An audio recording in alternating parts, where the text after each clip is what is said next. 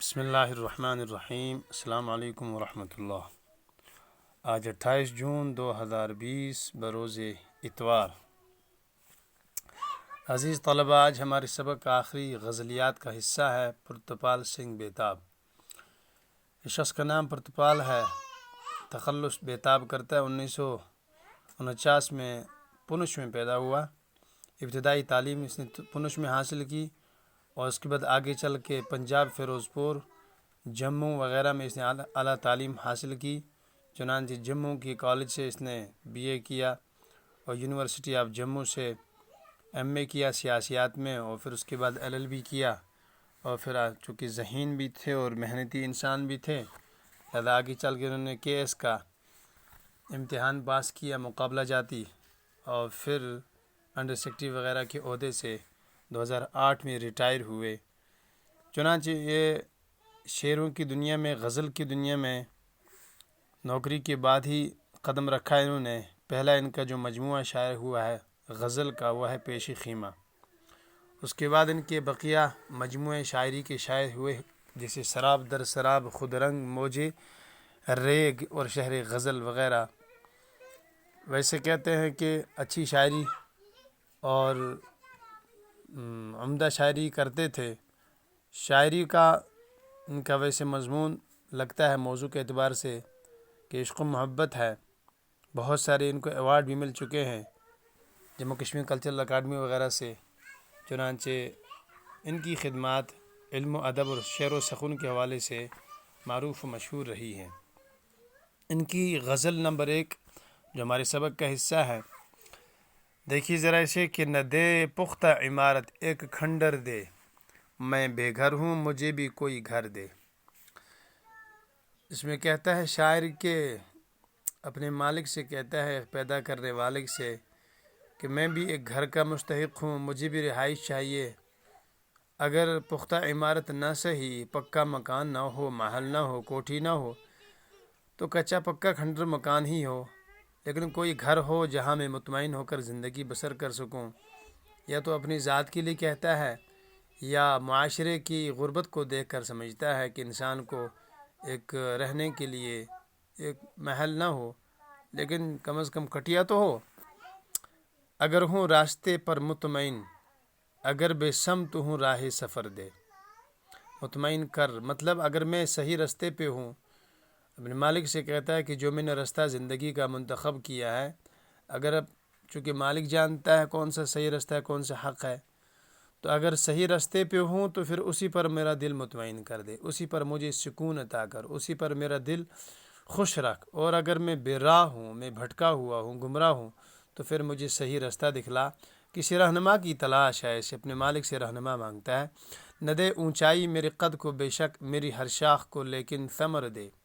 کہتا ہے کہ میرا قد بڑا نہ بھی ہو، میرا اونچا اگر نام نہ بھی ہو، میری اگر شہرت نہ بھی ہو، میں اگر بڑا انسان نہ مشہور ہوں، لیکن کم از کم ایسا تو ضرور ہو کہ میں فائدہ مند انسان کہلاؤں۔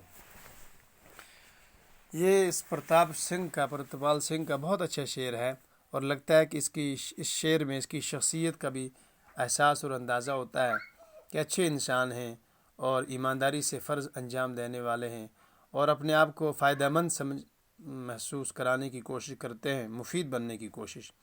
اس لیے کہہ رہے ہیں کہ اگر میں اونچا اور بڑے قد کا اور شہرت یافتہ انسان نہ ہوں، لیکن بے فیض نہ ہوں، میرا ہر شاخ یعنی میرا ہر کام دوسروں کے لیے فائدہ مند ہوں، بالکل ایسے جیسے کہ اگر کوئی درخت ہوگا لمبا لیکن اس کا سایہ بھی نہ ہو، پھل بھی نہ ہو، تو کیا فائدہ اس کا۔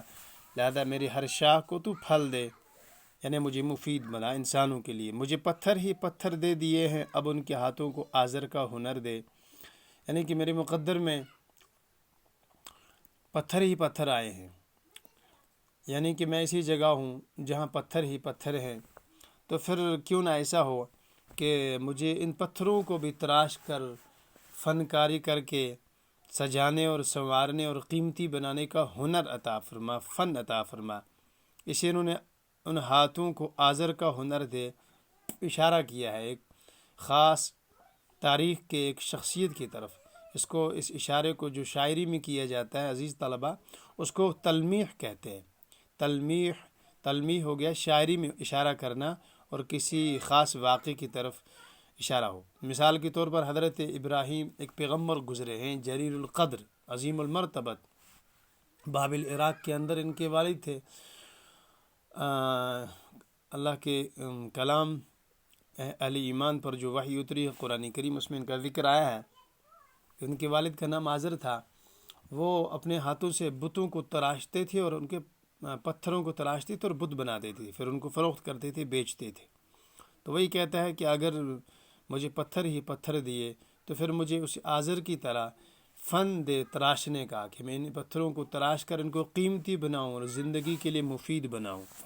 نظر ہے منتظر نس نس ہے بیتاب، صدف مجھ کو کیا ہے تو گوہر دے، صدف مجھ کو کیا ہے تو گوہر دے، نظر ہے منتظر نس نس ہے بیتاب۔ کہہ رہا ہے کہ میں ہر اعتبار سے بیتاب ہوں، میری رگ رگ میں بیتابی اور انتظار ہے، اور دیکھ رہا ہوں کہ مجھے اللہ مالک نے، خالق نے، اور دنیا کے پیدا کرنے والے نے صدف بنا دیا ہے۔ صدف کہتے ہیں اس سیپ کو جس کے اندر قیمتی موتی جواہرات اور رکھے جاتی ہیں پیسے ویسے، تو کہہ رہے ہیں کہ جب مجھے صدف بنا دیا تو اب میرے اندر گوہر دے، موتیاں پیدا کر۔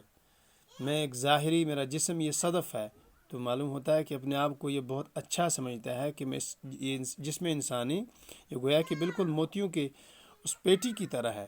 اب چاہیے کہ اس کے اندر گوہر ہو، موتیاں ہوں، یعنی کہ اخلاق ہوں، انسانوں کے لیے فائدہ مند ہونے کا مزاج ہو، مفید ہونے کی طبیعت ہو، دوسروں کے کام آنے کا ہنر ہو۔ کہہ رہے ہیں کہ پھر مجھے ایسا بنا دے کہ میں دوسروں کے کام آ سکوں۔ عزیز طلبہ، اس مختصر سی تشریح کو جو مفید بھی ہے اور ضروری بھی ہے آپ کے لیے، اسے آپ قلم بند کریں۔